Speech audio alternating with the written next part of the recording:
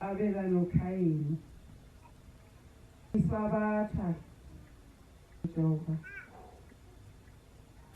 kuNkulunkulu nawe ngikhetha imazwi nakithi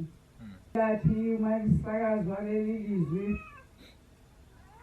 umtshali walo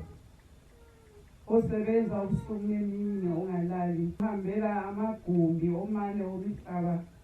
ayiphosa lakithi lembewu yangamila konke kodwa ngathulakala isihlabathi esathi makutshalwa kuso kwase kuba khona okumilayo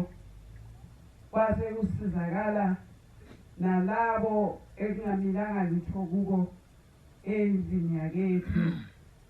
lapho ngizalwa khona kancumalo uJehova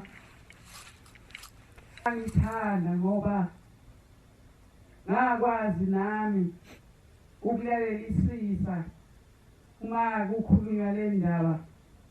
yalesimangaliso somuntu owake wafika kulelizwe owayehamba ngezinyawo owayengakhathalele ukuhamba ngezimoto ngoba wayazi ukuthi kufanele asebenze umzuzu nezikhathi lapho ehlangana nomuntu nemizi nemizana akwazi ukungena kuyo bangcwele sihlangene ngoShembe uShembe owaba isithunywa sekhethelo walanda lokukholwa akakutholanga endaweni emnandi akayitholanga kumuntu kodwa kwakhuluma omdala wezinsuku ekhuluma naye eyedwa endlini yakwabo akakhulumanga nabafowabo akakhulumanga nanodade wabo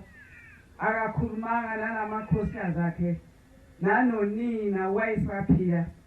kodwa wakhuluma naye wamtshela ukuthi wena uShembe engazi otshelwa lokho ukuthi kuba ngiShembe yini kodwa walizwa lezwi elalilokulimemeza kuye lithi wena ungiShembe ngoba kuwe kukhona mina Shembe wase uyaqonda umprofeti ukuthi kanti ekuhambeni kwakhe akahambi yedwa kodwa kukhona ushembe ohleli kuye. Ungena lapha ekungangeni umuntu khona nje ngoba kukhona ushembe kuye. Lokwezinto enkosini kunzima ukuthunywa uNkulunkulu akuthume ezweni ongalaziyo nakubantu ongabaqondiyo, kodwa wahamba ubaba umqali wendlela eyalapho uNkulunkulu emthumela khona. Ngibonga ke ukuthi uma etshala nakwethu wayiphosa lembewu yatholakala imila, yamila ngenxanya kwenye indawo yangamila. Ngiyazibongela ukuthi namhla sengiyamazi nomndeni wakithi wonke indla kwethu bayakwazi ukuphila, ngoba phambi komuntu ophethe ukuphila kukhona ingane yabo eshoyo ukuthi Nkosi khumbula indlu yakwethu. Nabahamba bembi noma bebabi, bexabene noma bethakatha noma bentshontsha, bahamba bengcolile, kodwa namuhla kuyo lendlu kwavela umuntu okwathi nxa ushembe esakaza lembewu yamila kuye. Namhla bakhululiwe ngoba maliphuma izwi lithi mabanikelelwe, bacelelwe intethelelo phambi komenzi wabo. Nabo sebanaye osondelayo akhale athi nami ngizobakhalela abakithi nobaba wami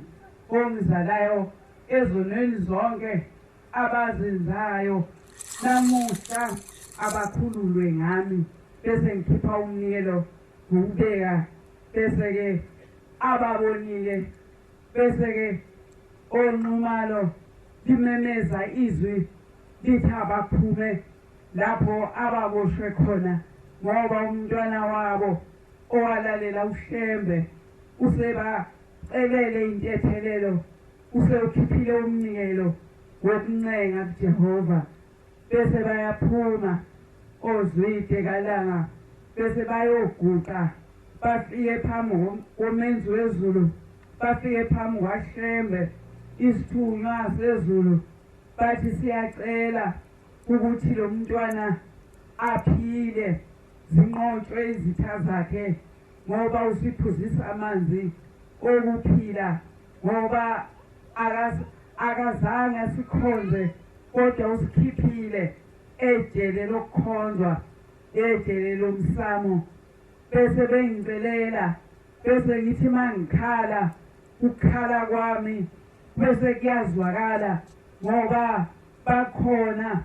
ozwide, bakhona abangoni basebuhleni abathethelelwa, abahlala bebheka ukuthi bona-ke sebangangisiza ngani, ngoba nganza ukuthi itshele livuleke, baphume bangene enkululekeni, bangene ekuphumuleni kwabangcwele, baphume ekubeni ngamadlozi, kodwa babe ngabangcwele abekhethelo, abangathunywa basetshenziswe nanguJehova, abanawuphuma bayongena kubantu bese kuba izangoma, kodwa bahleli lapho ekulindwe khona izwi likamenzi wezulu, ngenxa yokuthi kwathi mayetshala umuntu wasezulwini nabo baba nenhlanhla, yawa imbewu, yawela komunye umhlabathi, yagcinekela ukuthi ngenye imini nabo bayoba ngabekhethelo emazweni abagcine kuwo, nabo bayolizwa izwi elimemezayo elithi phumani, ingane yenu isinikhalele phambi kwaJehova. Bese bayaphuma nabo bayohlala nabangcwele. Ngithi-ke hlobo ezinhle enkosini bayajabula abayokhethwa, nabo bathi mase befika lapha bangafiki benabe, bese beyathokoza, bese bebusa. Akubuswa lapha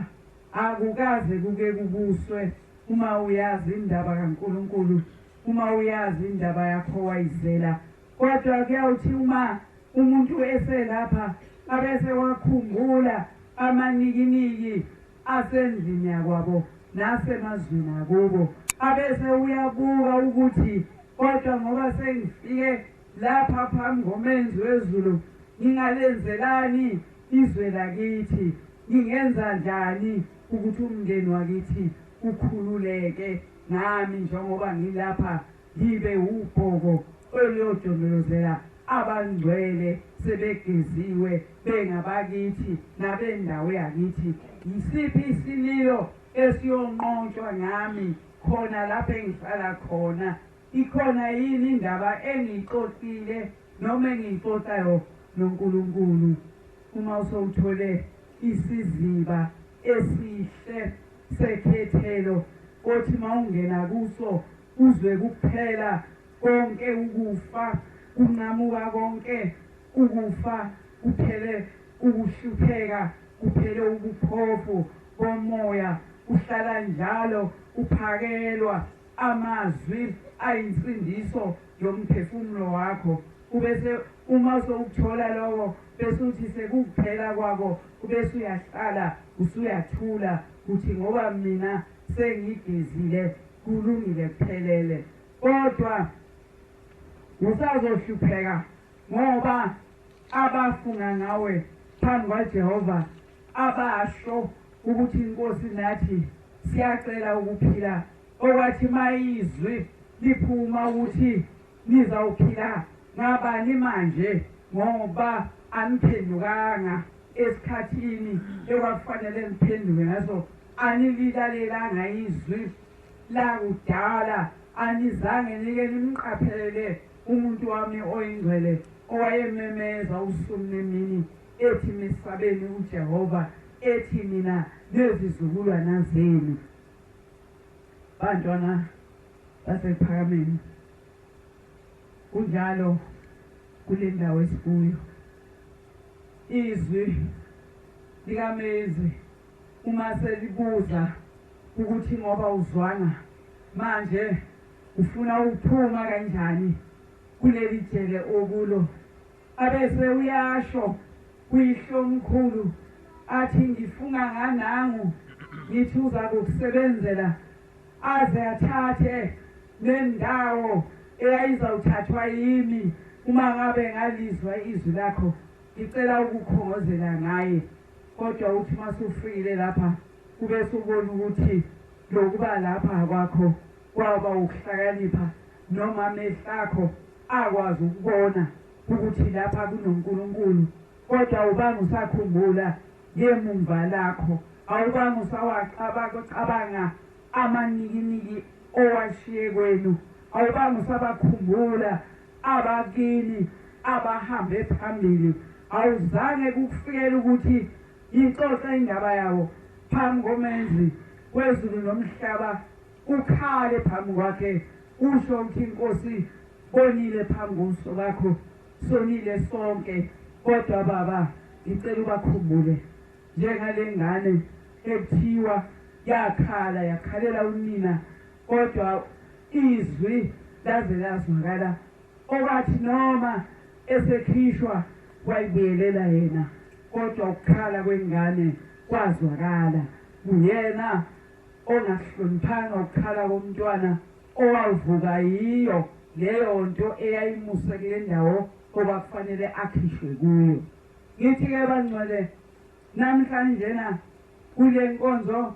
engiyibisela ekuthenini uKhayini noAbela, ngifisa abangcwele ukuthi sikhumbuzane ukuthi njengoba siyibandla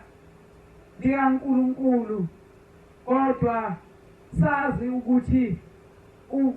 uKhayini wavukela uAbela, kodwa esemvukele noma sebafa,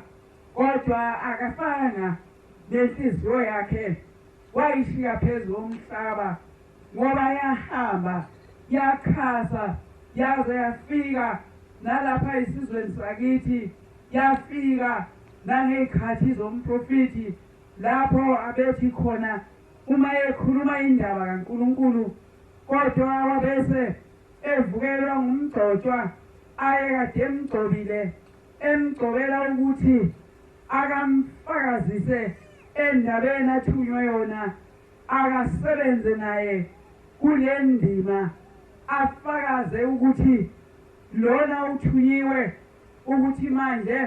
atshele abantu ukuthi abesabe uJehova kodwa umfundisi womlangeni wasebenzisa lesi sikhundla ukunqanda abantu ukuba bangamazi uJehova wasebenzisa sona ukuthi agcone ubabamkhulu wathi ayikho lento eshiwo yilo muntu kodwa embethe ingubo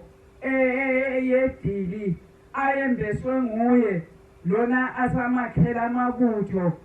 asemakhela amathimba walithola ithimba elameseka kwasuka lapha kuKhayini ebulala umnewabo embulalela ukukholwa embulalela ukuthanda uJehova wamsusa ebusweni bomhlaba walichitha igazi lakhe lageleza phezu komhlaba emubulalela ukuthi wayenikela ngeminikelo yekhethelo emihle ewukhetha ewubone ukuthi lona muhle awungifanele mina ngoba ngingumuntu kodwa ngiwuqolela uJehova ukuba ngiyozithengela izibusiso ngawo ukuba nami ngensuku zami zokugcina uJehova azangikhumbule ukuthi ngambona ngisekulelizwe ngakhetha konke amathola anonileyo angiwabona ngangifanele ngawaqhuba ngawasakuye bantwana bokukholwa kwagcina o-Abela embulala ngoba wambona eyisiphazamiso ngoba wayengambuki njengaye nakushembe kwaba njalo kwaqubuka umfundisi womlangeni wangambuka njengoba kufanele abukwe bantwana basephakameni wayethi ekhuluma nabantu bese kuba khona omunye okhulumayo kuthi lapho abantu benza izipho bezozibongela kumuntu wasezulwini ababembona ihluphekile ehamba ngezinyawo izwe nezwe izigodi nezigodi bamnika sebebona ukuthi uthunyiwe ngempela uNkulunkulu umlangeni naye athi bekufanele naye abuwe kuphi okwakhe bavuka inhliziyo kaKhayini yafela emazweni amanye kodwa mhla ivuka yavuka kwamanye amazwe yakhasa yaze yafika yasithola isihlalo eqhakela kuso leso sihlalo ke bangcwele asizange sephuke esasithwele esaba isidleke amazwi kaMlangeni nenqubo yakhe afika lapho ubaba mkhulu uJehova emthatha kodwa bangcwele kwamthatha isenamanxeba esengcolisiwe esenezandla zabantu esenezimbokodo ebese kugaywa ngazo imithi ukuthi agudluzwe kodwa lento wafika nayo yedwa waya yedwa entabeni eyingozi wahamba yedwa wangaphelezelwa umuntu wathukwa yedwa walenga izinhlamba walenga konke okubi wabizwa ngazo zonke izinto ezimbi wabayedwa kodwa kwathi uma sekuvuthwa sekuqala abantu bembuka lo muntu ukuthi lo muntu akalandelwe akusiye kahle umuntu baba khona abeza bathi ake bazokuzwa eduzane wayeselo muntu kaNkulunkulu eyikhuluma le ndaba base bayasuka abantu bayashiya konke sebayamlandela kodwa umlangeni wafuna naye ukuthi khona lapho naye abe nabo abazomlandela, abazomupha nezipho, abazamnikeza ihladlwana ukuthi naye uwutho, ihladlwana ezaziba semva kwamadokodo nasekuthatheni kokusa lapho abahlangana khona bebhunga ukuthi angasithola kanjani lesi sekhethelo ayawuhlala kuso abonwe izwi lonke, ngoba lesi siyafohloka, ngoba kuyisigqili esakhelwe isikhashana. Bangcwele, uJehova aphatheka kabi ukuthi asiphe isipho, asithumelele utishela, asithumelele umuntu onesineke, asithumelele umuntu onomusa, asithumelele umuntu ozositakula lapho isibhanjwe khona. Kodwa ukuthi mangabe esebhozomelwa ibhubesi singabe sasho lutho. Aqala lapho-ke bangcwele ebandleni lamaNazaretha, uma seyivukile inhliziyo kaKhayini ivukela kumfundisi omlangeni, kwathi makwadlula kubaba mkhulu kwangena inkosi yasePhakameni. Inkosi ilanga yaloku yehla nayo lenhliziyo kaMlangeni, yazula yamthola ezawusebenza ngaye. Nangempela kwaba njalo, bantwana bokholwa, kwaba njalo. Kwafika isikhathi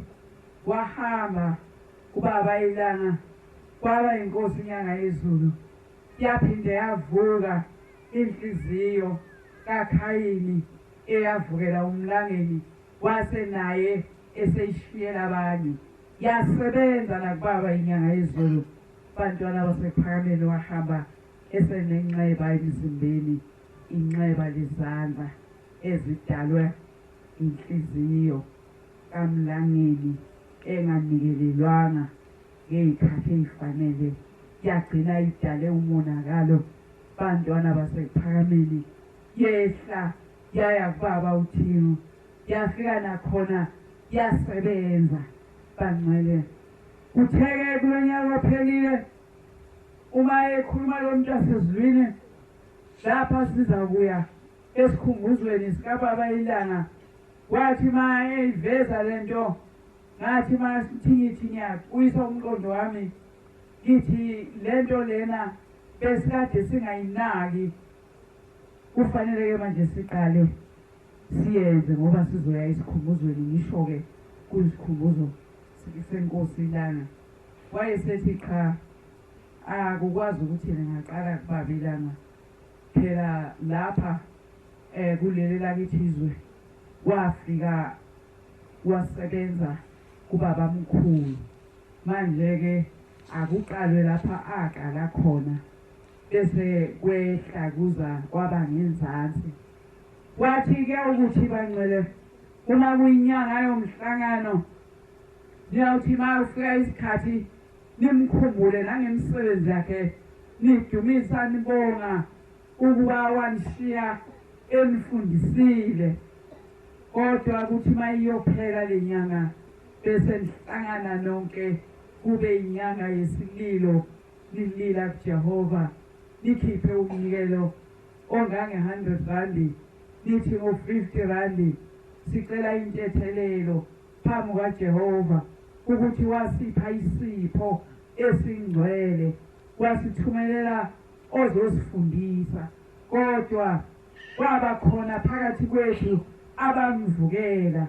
noma belwa naye ngamazwi, kodwa sizange sike simbuzele ukuthi wenzeni, sasithi njena uyobonwa inkosi. Bantwana basePhakameni, wathi kuyawuthi u-50 randi nibe seniwubeka phambi kaJehova, nithi inkosi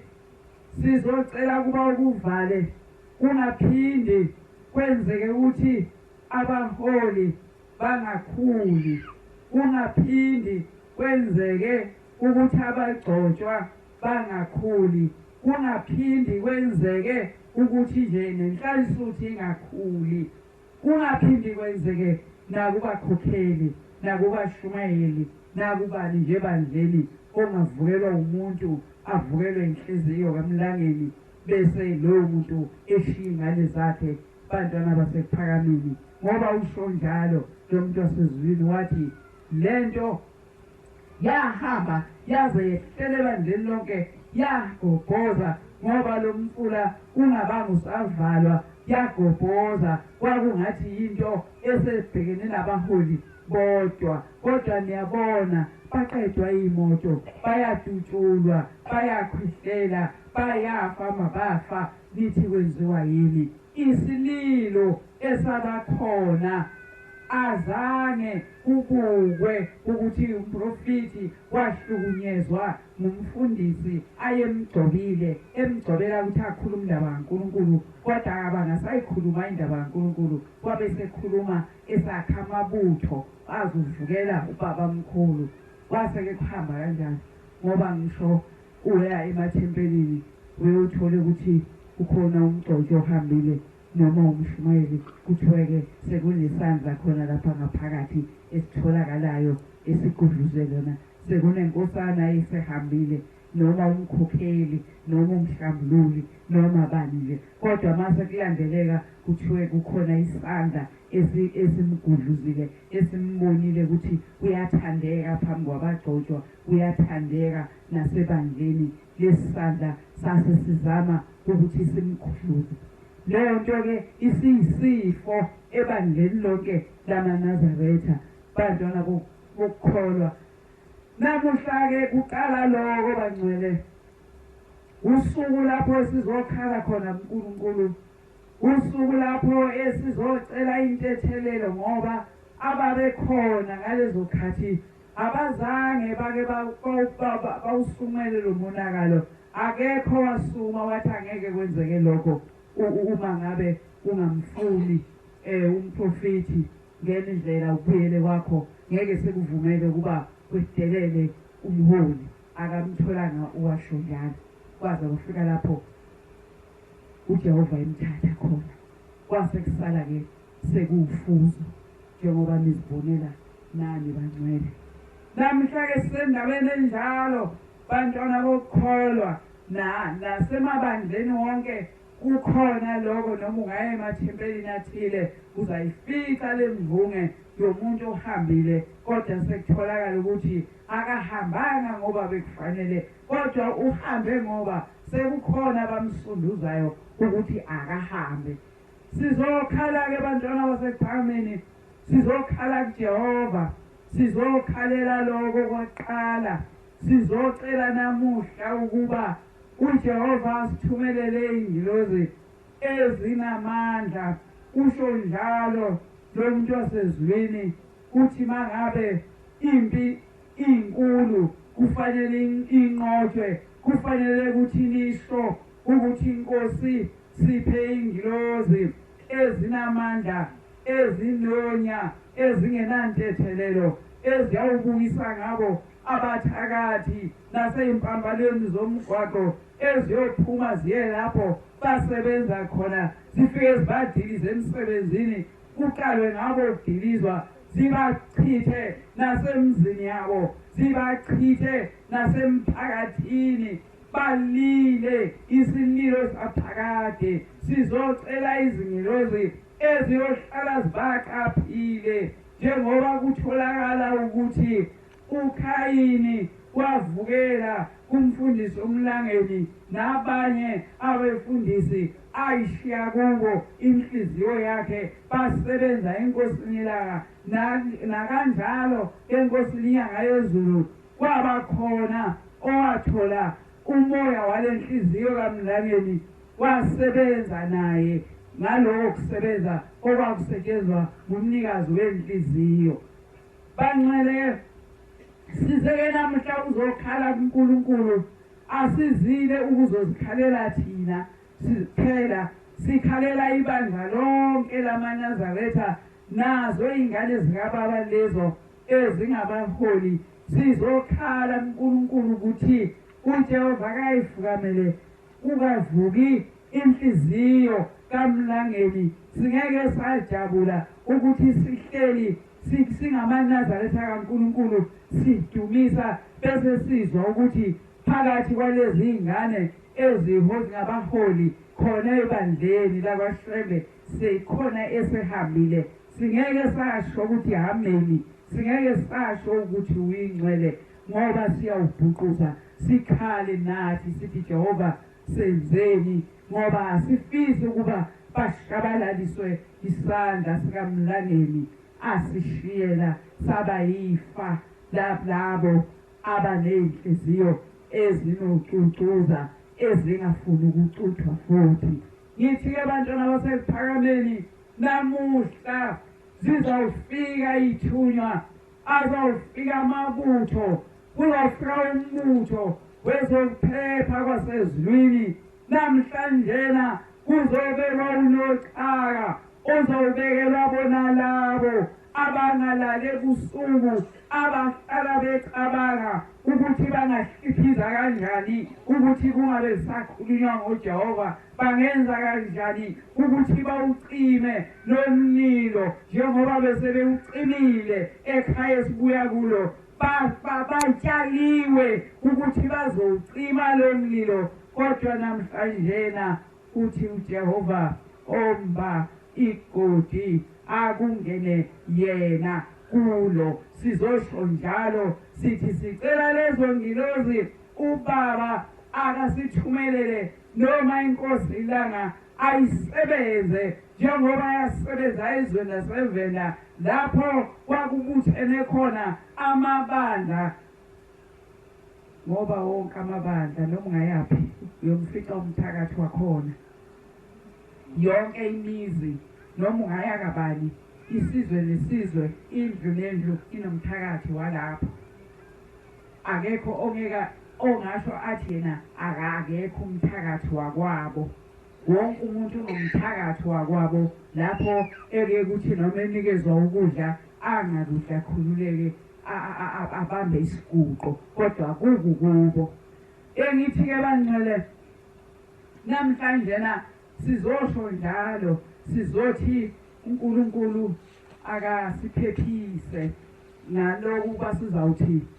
Nkosi kuvale kungaphindi kuze kwenzeke ukuba abaholi bangakhuli kanye nabagcotshwa nebandla lilonke namuhla kuzakwenzeka yavumbuka lapho inkosi ilanga sebehlangene abathakathi bathi bazohliphiza kona lokukhanya kodwa waqubuka etsheni elilodwa kulamatshe waqubuka kwelilodwa bambona eshintsha umbala kwathi mayise ushintsha wayese eqhamuka isembethe ingubo yakhe ebovu emnyama phezulu wayesephakamisa izandla kwathi mayephakamisa lezi zandla kwabonakala kuvuleka umgodi kuzo kodwa kunokuthi kuphume igazi kwaqathaka abantu kwaqathaka inhlansuthi yezulu kwaqathaka abahamba abafela izwi lakhe abagcina umthetho abahamba bayezulwini ngoba uShembe namuhla uthe mayevula izandla baqathaka ezandleni zakhe ngoba bamvukelanga ngoba bambuka bamazi ukuthi yena ungothunyiweyo abahawukelanga sihlalo sakhe bamthatha kwaba uyise wabo kodwa kwathi manje uma impi ivukela ibandla wayesephakamisa izandla yaqathaka inhlansuthi ethembekile inhlansuthi yavikela ubungcwele bayo inhlansuthi yahamba ingaqonywa eyahamba ingaficeli umuntu nje nangeso inhlansuthi eyayithi mayisina isinele uJehova isinele uhambo yasifika iba yizingilozi zokunqoba zasiba yibutho likaJehova yaseseyiba ngamaphoyisa okuqapha umsebenzi kaNkulunkulu wase ubaba evula izandla yaseyiqathaka inhlansuthi ethembekile yayiseyibashaya yayiseyibaphuca amehlo namanje abasele babili ababoni emehlweni amehlo asala ezandleni sikababa ilanga lihlayizobaphisa. Sithi yena namhlanje ke sizocela kubaba ukuthi nalapha akawuqophe umlando uma kungaba khona umuntu ongabuka le ndawo ayibone angayiwina ngobuthakathi bakwabo noma ngabe unjani. Uma ngabe kungaba khona umuntu ongabona ukuthi isandla sakhe uma sengabhala incwadi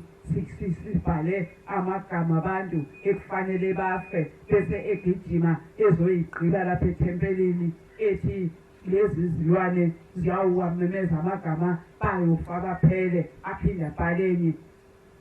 Sithi yena namhlanje leyo ncwadi ebhalwe lawo magama bazawuhamba ngamunye ngoba sekushiwo kwathiwa ombela omunye igodi akungene yena nabo kuzongena bona kuleli godi.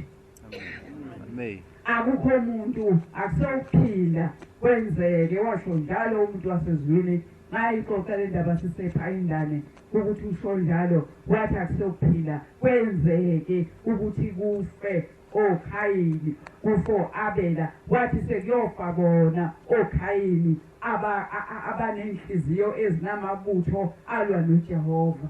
Akusewuphinda baphumelele kwathi lo muntu wasezwini bayohlupheka baze badle inhlabathi bayohlupheka baze bacosha amaphepha bengasazi ukuthi bayini bayolamba baze babingelele ngisho impukane bengasaboni ukuthi impukane akusibona abantu ngoba kuyobe sekuthethwa amacala ngoba ngesinye isikhathi uyohlangane nomuntu umbone eseyinkoxolo eselula isandla efuna ukuthi umuphe imali kodwa ngesinye isikhathi akusibona bonke ekufanele baphiwe ngoba kupha umuntu oshawe uNkulunkulu owatholakala ebhubhisa abantu ibandla likaNkulunkulu washaywa kwathiwa uyohlupheka uzodle inhlabathi uyawumbatha amasaka ugcine sombatha utshani ayogogana wamasaka kodwa uyawugcina usudifuna utshani usumbatha bona kube izambatho zakho ngoba ushayiwe uJehova ngesenzo sakho. Mingakhi imizi namhlanje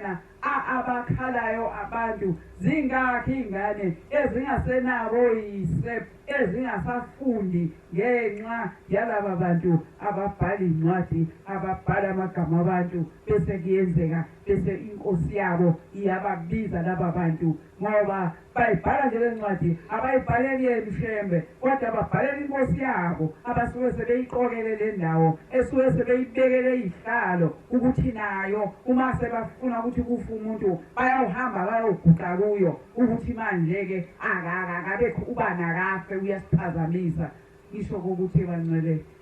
singamabandla ahlukene yonke indawo ngisho ngaya kumaKristu amabandla ngisho lingangakanani kodwa mawungena phakathi ngamabandla ahlukene. Ukuhlukana ke yini kukhona leli bandla elikhuluma ngoNkulunkulu kukhona laba bantu abakhuluma indaba kaNkulunkulu kukhona laba bantu abafakaza ngoShembe ukuthi wathunywa kukhona laba bantu ababukayo ukuthi wathiwa besifake uJehova kodwa kukhona abantu esebazigcobele inkosi yabo bantwana bokholwa. Le nkosi yabo ayibonwa umuntu kodwa ngoba inemvunulo yayo lapho ibahlomisa ibanikeza izikhali zokubulala abantu ibanikeza ukuthi manje labo bantu engabafuni abahambe emhlabeni. Inkosi yesihogo inhliziyo kaKhayini yaphenduka yaba inkosi yabantu yavukela kumfundisi umlangeni waba inkosi kwabamlandelayo waqhakela ezitulweni ezivodlokayo ezavodloka naye azwahamba akazayimbatha izingubo zedili likaJehova akazasiniwa isihlalo sekhethelo kwagcina ngaso leso ayekade ehlala kusemva kwamajokodo lapha ehlela khona ukubulala umprofeti nalabo ababevuma ngenkosi yabo ukuthi ibulawe umuntu kodwa akazange abathola abanye yingakho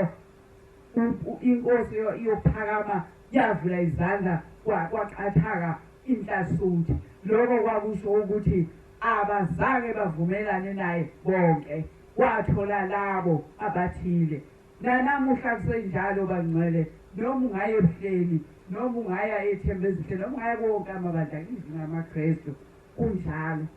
hamba amabandla niboneni baneni kanti sekhona futhi elinye ibandla sekunenkosi yalo khona lapha engabonwa yiyo lena ebonakala ebusuku ukuze izokhonzwa yiyo lena abantu babonakale sebezokuyikhonza kodwa beyikhonzele ethempelini likaJehova yiyo lena eyenze ukuthi kusikwe laphayana esangweni kusikwe ukuthi noma ngabe kukhiwe bangene bazokhonza ngenkosi yabo bangene ukuze bayinikeze lezi incwadi abasebayibhalile ukuthi kufanele kufa abantu lendawo sayinikwa sayikhethelwa uJehova sinakuya ndawo uJehova wasinikela ukuba siyawuthola ukuphila khona kuyawuthi noma ngabe boza ukufa kodwa uma usufika lapha ngake ngakusho ukuthi wathi lo muntu wasezulwini lapha kwathatha ukuphila hayi akusikhona kwathatha ukufa amen yabangcwele uhlasihlangene ngalokho akekho umuntu ongayazi indaba kaKhayini ngisho ingane encane yazi ukuthi uKhayini wabulala umne wabo embulala ngoba ehambisa umnikelo omukelo uJehova wajabula kwathi lona wakhe ayewukhetha umubi abesebona ukuthi uJehova ungumgqomo wakhe wokulahla izinto angayifuni uJehova ayengasijabuleli noma wayengakhulumi kodwa wayejabula mawo abela eselethe umnikelo ngoba ngaphambili kwalomnikelo kwakuhola inhlonipho ngaphambili kwenhlonipho kwakuhola uthando ayenalo ngoJehova wase uyahleka uJehova ebona umuntu omthandayo wathi ongamthandi wakubona lokuhleka uJehova wangathanda nakhona ke lapha ebandleni lamanazareta kunjalo abanye babonakala sembanukwa bakhishwa wala abangakubo basalela ukuthi babaqhubekele lapha abagcine khona basalela ukubalalela bese benikezwa izithile ukuthi bazonqoba abantu ngazo abangakuNkulunkulu Usuku lanamhlanje ingqopha mlando ngoba lingelokumemeza amabutho asezulwini izocela leya nhlasuthi ayizinkwenkwe leyo eyalalela izwi engahambanga ingcolile athi mayivuka yavukela ezandleni zomholi wayo akazange ubabilanga aqalaze ngapha nangapha akabuthanga nje akagawulanga nomshiza ukuba ashize laba bathakathi kodwa wayazi ukuthi bakhona bangcwele abakhethwa ukuthi babe ngumbutho abekho kude basesandleni sakhe ngiyazicelela abangcwele nami ukuthi uNkulunkulu aze angibeke nami mshembe oyingcwele angibeke nami ngiqhamuke esandleni sakhe ngizolamulela amakholwa noma ngingasekho kodwa ushembe athi mayisebashaya aphakamise isandla bese qathaka mina kuze ingane zami zibone ukuthi ngathi mangisuka phansi kwethuna ngahamba ngaqonda kwena ngimkhonza ngahamba ngaqonda ukwaye ngifundisa ngoJehova ngibe umuntu omuhle oyovikela lokukholwa uNkulunkulu ayothumela yena ukuthi phuthuma uyolamlela nanguyibani bani esethengelwe izinkani ngithi bantwana bokukholwa sisendabeni enjalo kubuhlungu ukuthunywa uJehova indlela osuke uyibekelwe iba namatshe ibe nameva abathunywe uJehova bahamba kuyo abathunywe uJehova abahambe lapho ekuthofozela khona njalo bangcwele abangathunywanga uJehova bahambe endleleni zamakhethelo kukhona abantu abahlala babaqaphile abantu basemhlabeni abathi ngeke akwazi ubaba ukunyathela lapha uzolimala bekade ngalimele ephikelele ngasejwaleni akalimalanga ngaliqinisa batha kodwa kuthiwa manje akube khona ababhekayo ukuthi lapha nyathela khona banjalo abantu abasebenzela umbuso walelizwe engathi-ke bangcwele noma ngabe uNkulunkulu sesifika lapho esethi khumu njengoba asho nakwabanye engathi ningakhumbula abantu abashembe engathi ningayikhumbula le ndaba ukuthi umuntu owethembekile kuJehova uyothi uma uqubuka impi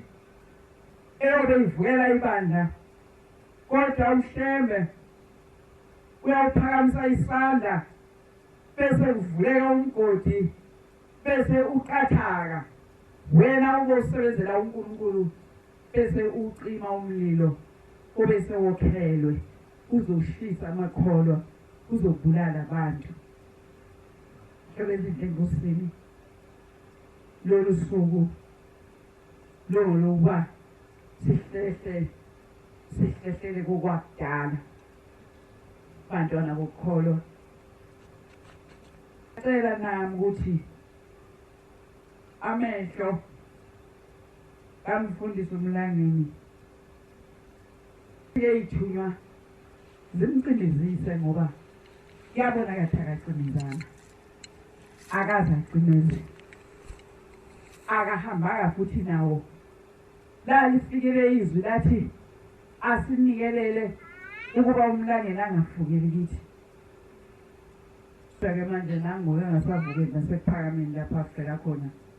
la ngasazovuka lapha ngoba masitshelwa izinto asizenzi satshelwa sisephayindani kwathiwa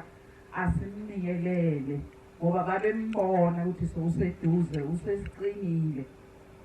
wabona sekho lapha yana wabona ukuthi naku yana sekwakhiwa le njengangidiliza kaJehova babuya phi manje la bese bathi bayayaka ngithi abangcwele namhlanje na kuzobhidlizwa umbuso kaKhayini enhlizweni zabantu nasethempeli kaJehova kuzokhucululwa akunawukhucula thina kodwa kuza ithimba elinganawuhleka elingenamngani elingancenge lutho elincenge ukuthi lethembeke kuJehova elizawufika libuke ukuthi ngabe lo mlilo ngabe lamagama abhalwa ngibani bese libutho liyamemeza limemeze wena obhale lapha yana ube ngoqala lapho uqale khona ngomunye kanjalo nowesibili kube ngowesibili lapho abhale khona omunye ngithi ke bantu basephakameni sizele into enjalo kubuhlungu ukuthunywa uNkulunkulu ngoba uma uthunywa uNkulunkulu awubi umuntu oyisigwili uJehova akakaze akwenze lokho nomprofeti wayengasisona isigwili ngoba wayethunywa nguNkulunkulu. Kodwa uma ngabe wayengathunywa nguNkulunkulu, abe wahamba esenamabhanoyi ngoba wayesebenzela umbuso ophelayo, umbuso omfishane, umbuso wodaka. Kodwa ngoba wayeyosakhela indlu yokhonkolo engeke yawa noma sekufika imvula ezingakanani. Bantu abasekuphakameni sigadiwe, noma sibahle siyabonwa, noma sesibabi siyabonwa. Ukhona osigadile owasibeka lapha, washo wathi usuyohamba phambi kwethu, akusenawuphinda kuhambe umuntu. Wayengasho ukuthi okhayini bona bangahamba phambi kwakhe. Engithi bangcwele, uNkulunkulu ayasiqoke nathi njengoba aqoka leyo nhlasuthi eyaba umutho omuhle okwathi lapho sekuzophela abantu. Kodwa le nhlasuthi yaqhamuka ngoba yayigcinwe ezandleni zikaShembe, yayigcinelwe ukuthi isebenze ngoba ingcwele yahamba izincwencile, yayingabi nobungcwele bangesabatha. Na 23 yahamba izingcwelisa, yesaba ukuthinta into uJehova athi ngathintwa. Njalo-ke kulwela ubungcwele, abantu abalwela ubungcwele abanabo bakubo. Omunye umuntu uthi eseyofika ekugcineni kobungcwele esezothatha isitifiketi sobungcwele, kodwa amehlo akhe nenhliziyo yakhe ihlehlele emndenini ukuthi angikwazi ukulahla umndeni wami. Bese-ke kudonseka lezi zinto uNkulunkulu ayekade ekukhethele zona ukuthi yiba ngcwele kuze lokhu kungcola, kuze izitha zingakunqobi. Engithi-ke bangcwele bayajabula abayovuka ezandleni zikaShembe, bayajabula abayogcinwa bagcinelwe ukuba babe umbutho wokuvikela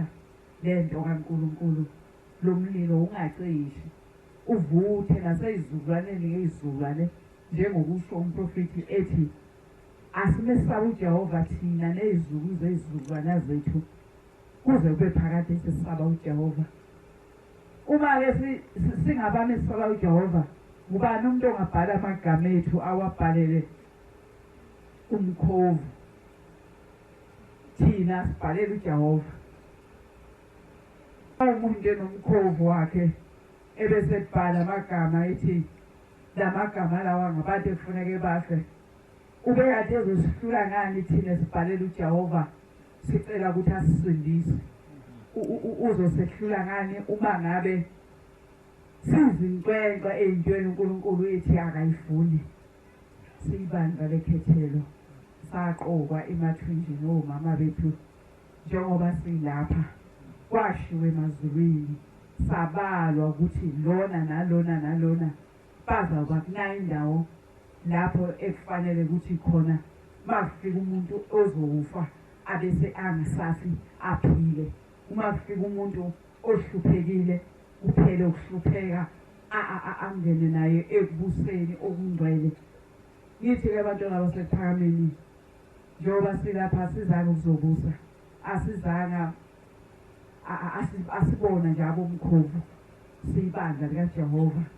Akekho umuntu oyosiqeda esimangalela noma esimusela umkhovu wakwabo ethi awuzosithatha. Thina silindele ukuyovuka ezandleni zikaShembe ngoba uShembe watshala kithi ukuthi asesabe uJehova thina nezizukulwane zethu. Watshala, wamila ngalo noma sesingasekho, njengoba sisebenza nje simsebenzela, siyomsebenzela nangale kwelizayo njengale nhlasuthi eyaqathaka ezandleni zakhe ngoba yayihlala isezandleni zakhe. Nathi asikulwele ukuthi sithi masihamba sibe sezandleni ezingcwele, sibe ngabavikeli balento, singabi ngabantu abakhetha ukuthandwa kuleli zwe, singabi ngabanqethezi, singakusabi ukufa ngale ndaba kaNkulunkulu. Usho njalo uShembe uthi abasithabathe isiphambano sakho emahlombe abo uthi basithathe isiphambano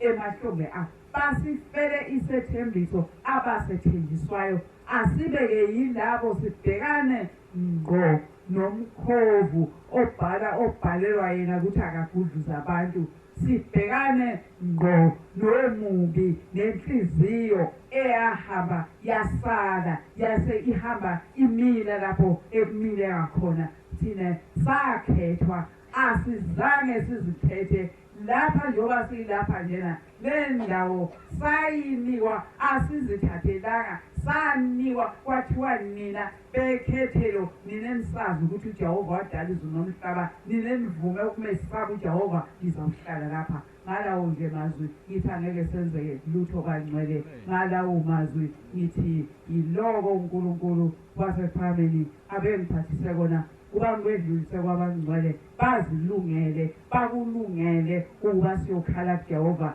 bakulungele ukuba kwehle umbutho owaqhamuka ezandleni zikaBabilanga uqothe imbokodo nesisekelo umkhovu obhalelwayo ukuthi kufuneke kufe abantu kodwa kungamemezi wona kuyawumemeza izithunywa ziqale lapha abaqale khona zize ziyofika lapha abagcine khona inkosi kusenizule kancane amen abonga amazwi umkhokheli inkosi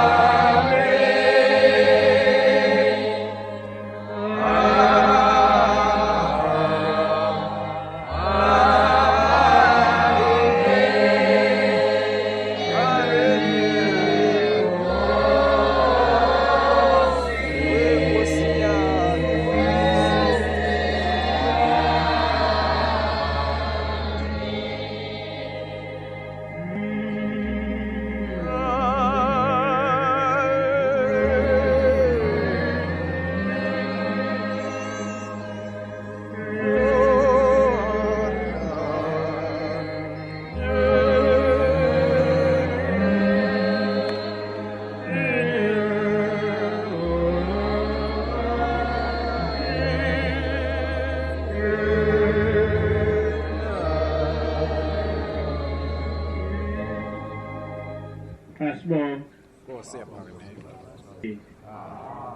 Speaking Kosi. speaking Kosi, Ngomsa wakho nothando lwenkosi osigcinile, kukhona abafisa ukukhetha